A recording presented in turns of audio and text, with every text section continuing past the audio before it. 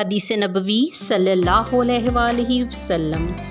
حضرت صلی اللہ علیہ وآلہ وسلم سے سنا، آپ فرماتے تھے کہ حلال کھلا ہوا ہے اور حرام بھی کھلا ہوا ہے، اور ان دونوں کے درمیان بعض چیزیں شبہ کی ہیں جن کو بہت لوگ نہیں جانتے کہ یہ حلال ہیں یا حرام۔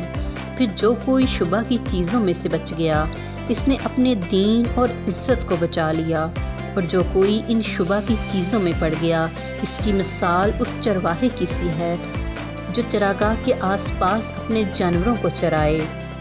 وہ قریب ہے کہ کبھی اس چراگاہ کے اندر گھس جائے گا اور شاہی مجرم قرار پائے گا۔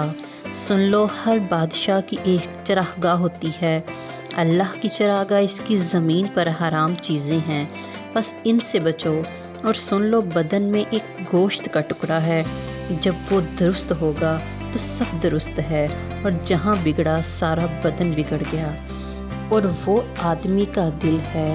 صحیح بخاری حدیث نمبر 52۔